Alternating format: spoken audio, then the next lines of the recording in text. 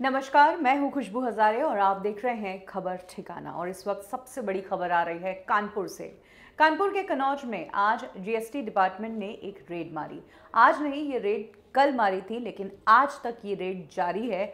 और इस रेड में इतना पैसा मिला है कि पिछले 24 घंटे में जीएसटी डिपार्टमेंट के मेंबर्स ने 8 नोट गिनने की मशीनों से नोट गिनना शुरू किया, जो अभी तक जारी है। पीयूष जैन करके ये शख्स है, जो कि है तो इत्र का व्यापारी, लेकिन इसके घर में जितना पैसा मिला है उससे जीएसटी डिपार्टमेंट खुद का दिमाग चकरा गया है। इसके घर में अलमारियां जो है वो नोटों से लदी पड़ी है।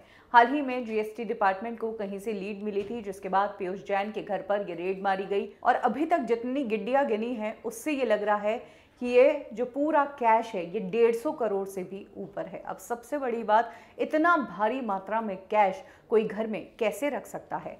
दूसरा सवाल ये भी कि मात्र इत्र के व्यवसाय से कोई इतना रुपया कैसे कमा सकता है। इसी बात ने सभी के होश उड़ाए हुए हैं। बहरहाल आपको बता दें कि खुद जीएसटी डिपार्टमेंट को मुश्किल हो गई ये सारे नोट गिनने में। यही कारण है कि कुछ बैंक कर्मियों को भी बुलाया गया जो नोटों का हिसाब रखे। इसके अलावा पहले नोट गिनने की 6 मशीन्स मंगवाई गई थी, लेकिन वो मशीनें भी कम पड़ रही थी, जिसके बाद 2 अतिरिक्त मशीनें और मंगवाई।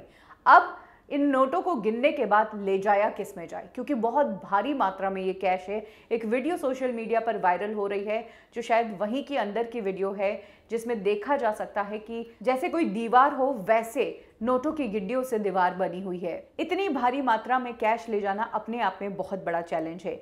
यही कारण है कि कैश ले जाने के लिए जीएसटी डिपार्टमेंट और आईटी डिपार्टमेंट को एक बड़ा कंटेनर बुलाना पड़ा है, और इस कंटेनर में स्टील की पेटियों में कैश रखकर जमा किया गया है और फिर इसे जब्त किया जा रहा है। पीयूष जैन की जहां तक बात है तो एक इत्र व्यवसायी है, लेकिन उसके साथ ही ये भी कहा जा रहा है कि अखिलेश यादव के करीबी है। और हाल ही में अखिलेश यादव की पार्टी यानी कि सपा ने अपना एक इत्र लॉन्च किया था, जिसके साथ उनकी फोटो भी थी। और अब कहा जा रहा है कि क्या पीयूष जैन ने ही वो इत्र बनाया। हालांकि सपा के एक नेता ने इस चीज को नकारा है, इस दावे को गलत ठहराते हुए कहा है कि पीयूष जैन का अखिलेश यादव से या सपा से कोई लेना देना नहीं है, वो तो एक बिजनेसमैन है।